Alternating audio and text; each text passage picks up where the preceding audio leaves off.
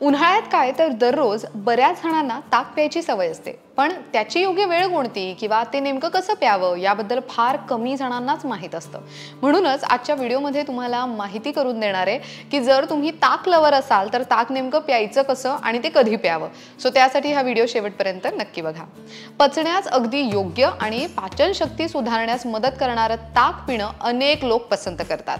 ताकामध्ये ना कॅल्शियम, लोह, फॉस्फरस, पाणी हे भरपूर प्रमाणात असतं, ज्यामुळे तुम्हाला त्वरित ऊर्जा सुद्धा मिळते। शिवाय अशक्तपणा किंवा थकवा दूर करण्यासाठी ताक फायदेशीर ठरतं। पण ताक पिण्याची ठराविक वेळ असते। अवेळी ताक प्यायल्याने त्याचे शरीरावर विपरीत परिणाम देखील होऊ शकतात। पित्त, पोटाचे विकार हे सहज होऊ शकतात। त्यामुळे तुम्हाला योग्य वेळ पाळणं फार गरजेचं आहे। चला जाणून घेऊया ताक पिण्याची योग्य वेळ कोणती।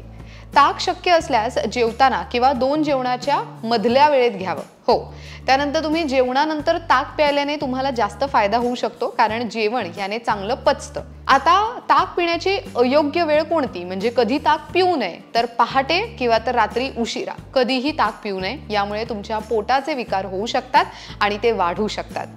आता जाणून घेऊया ताक नेमकं प्यायचं कसं। तर जास्त शिळं दही असेल तर ताक आंबट होऊन जातं, हे आपल्या सगळ्यांना माहिती आहे। आता आंबट दही किंवा तर ताक शरीरासाठी बाधक असतं। यासाठी शक्य असेल ना तर ताजं दही वापरा।